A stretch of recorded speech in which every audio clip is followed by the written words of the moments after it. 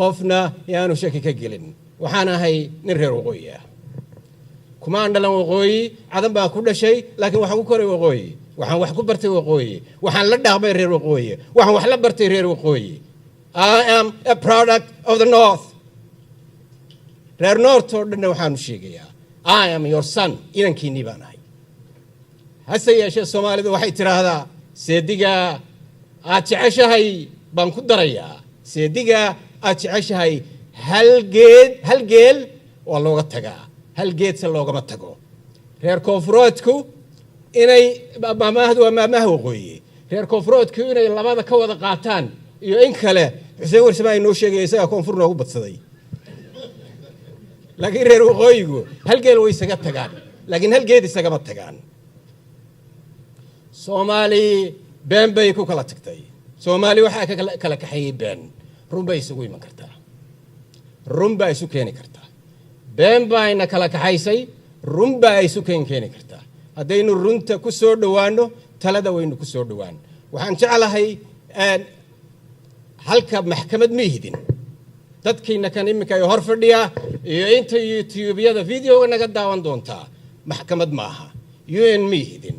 maxkamadda hay ku taal ma yidin qawaaniin hadii leedin aqriyo ku dhiga barjoobisan qawaaniintu dhul bay leedahay waxa loo baahan yahay arinta tani sida bani aadminimada leh oo Soomaaliya oo dhan u taabanayso inaynu ka wada hadalno mashiinna ma nihiin bani aadam baynu nahay sida ay noo taabanayso ayaynu u baahanahay inaynu ka wada hadalno ma doonayo inaan maanta oo dhan dhurmo oo aan noqdo sidii guulihii oo Ismaaciil Miro u gabiyay Ismaaciil Miro wuxuu yiri adigaaba lagu gaadayaa waadan garanayn adigaaba lagu gaadayaa waadan garanayn iyadoo ay aniga sinsaaro igu soo maqan tahay haddaan maanta oo dhan dhurmo hadday guulihii Ismaaciil Miro u gabiyay baan noqonayaa marka waxay tahay xaqiiqadu aniga hadda arinta tani waxa weeye aniga si personal ay taabanaysaa maxay si personal ay igu taabanaysaa jinsiyadaydii baa laga wada doodayaa Xuseen Warsame iyo odayaasha kale oo hadlay iyo inta hadli doonta waa la qabaa arinta tani arin qabiil ma aha laakiin si qof kasto naga mida si personal ay u taabanaysaa aniga jinsiyadaydii bedelmaysaa aniga jinsiyadaydu markay bedelmayso xaq ayaan u leeyahay inaan ka doodo cidii diidi kartaa ma jirto aynu runta ku soo dhawaano Soomaali been baa kala kaxaysay run bay isugu iman kartaa waynu ognahay waa ka midaysanahay taliska ahaayoo jiray oo daalimka ahaa qabiil buu ku dhisnaa waa wada ognahay jabhadii ku kacay SSDF qabiil bay ku dhisnayd jabhadii SSDF qabiil bay ku dhisnayd USC qabiil bay ku dhisnayd SNM qabiil bay ku dhisnayd yaa yoranaya oo beenta Somaliland waxa dhashay SNM Somaliland waliidat SNM Somaliland waxa dhashay SNM tog walba biyihiisa ka yimaad sida ay SNM qabiil u matalaysay ayay Somaliland qabiil u matalaysaa maaha beentay waa runtay anigu waxaan ahay waaridii ku celinayaa waxaan ahay reer waqooyi I'm a product of the north waqooyi abaal weyn buu igu leeyahay dadkaan aqaanaa waa reer waqooyi dadkaan u hilooba waa reer waqooyi dadka waxay baray waa reer waqooyi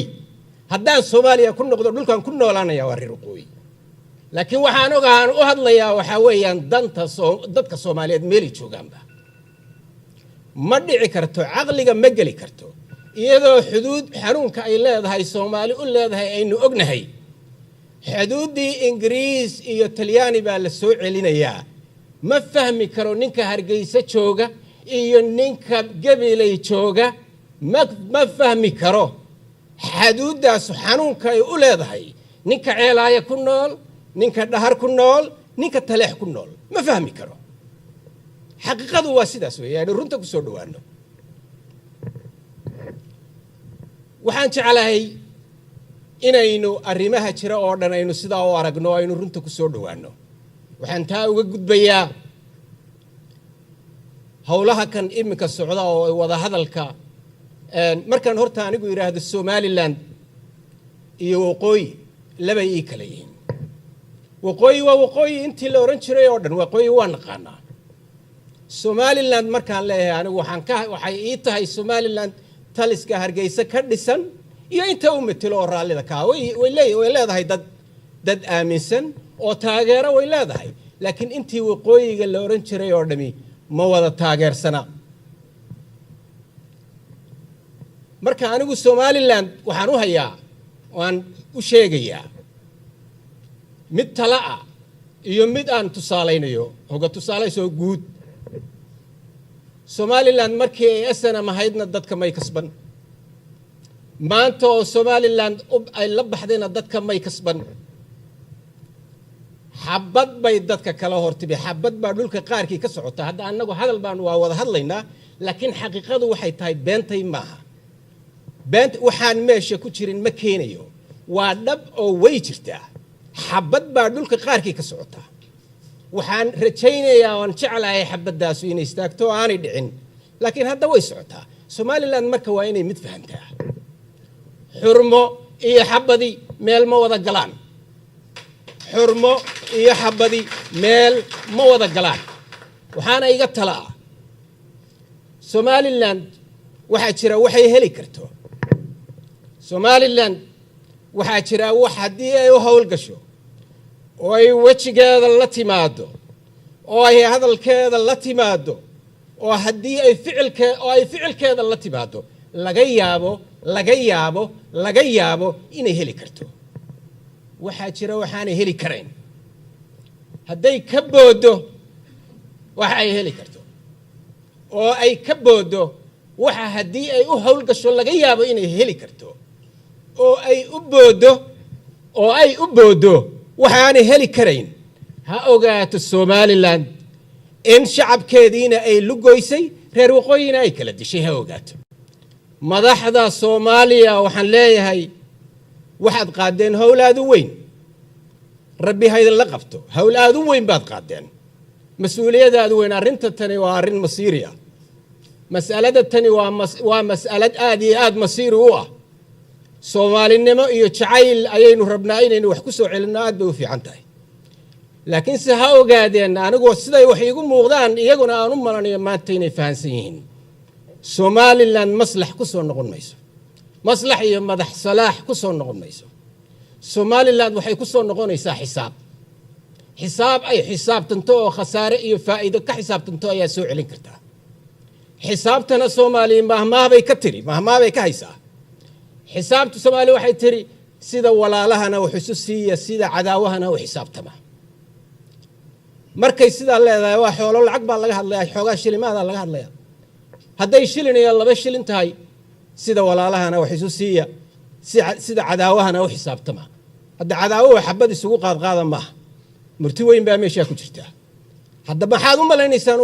ummadan masiirkeed xoogaagii lacagta haaba sida la yiri ummadan masiirkeed marka laga hadlayo maxaad u malaynaysan dawladda Soomaaliyeed waxa waajib ku ah oo saaran inaanay xuduudii ay Ingiriis iyo Talyaani kala dhigteen aanay ictiraafin xuduudii Ingiriis iyo Talyaani ay kala dhigteen inaanay dib u soo celin oo aanay ictiraafin dawladda Soomaaliyeed waa inay amuurta ka bilowdaa in aanay oo ay cadaysaa in Somaliland waa aanay u ogolaan inay sheegato intii British Somaliland British Protectorate ka la isku oran jiray oo dhan inay Somaliland gacanta ku wada hayso dawladda Soomaaliyeed oo dhexe oo xamar ka jirta iyada legal authority-ga wadanka u ah iyada adduunka oo dhan laga ictiraafsan yahay waa inay cadaysaa inaanay u ogolaan Somaliland xuduudii la oran jiray intii la isku oran jiray British Somaliland oo dhan inay iyadu authority ka tahay haddii ay ka aamusto waxa loo qaadanayaa inay sida raalli ka tahay haddii ay sida aruntu ku socotona ha ogaato dawladda dhexe oo Soomaaliyeed oo xamar ka dhisan ha ogaato in dad Soomaaliyeedna ay xuquuqdoodii duudsiyeen kala go'ay wadankana ay soo dhaweeyeen ha ogaato taa waxaan uga gudbayaa Soomaali haddaynu nahay qarannimadu Soomaali haddaynu nahay qarannimadu waxa qarannimada la yiraahdaa qaranka Soomaaliyeed qarannimadu macnay noo lahayd macnay inoo lahayd macnaha ay inoo lahaydna waxaa idinkaga filan soomaali oo dhami meel kasta ha joogtee soomaali oo dhan meel kasta ha joogtee ka jabuuti ku dhashay ka hargeysa ku dhashay ka ceelaaye ku dhashay ka wajeer ku dhashay ka meel kale ku dhashay soomaaliya oo dhan hoy ayay soomaaliya u wada ahayd haddeerna hoy ayay soomaaliya u wada tahay qarannimada soomaaliyeed micnaheeda definitionkeeda intaasaa kaaga filan it's a home for all Somalis ummadda Soomaaliya oo dhan meelay joogaanba kuwala iminka waa goonay hoy bay u tahay xamar hoy bay u tahay Soomaaliya hoy bay u tahay qarannimada saasaa micnaheedu ahayd bal dadka raba in ay Soomaaliya kala gooyaan qarannimadu macnaha ay la leedahay ay noo sheegeen waad salaamantihiin sida fiicanaad ii dhagaysateen wassalaamu calaykum waraxmatullaahi wabarakaatu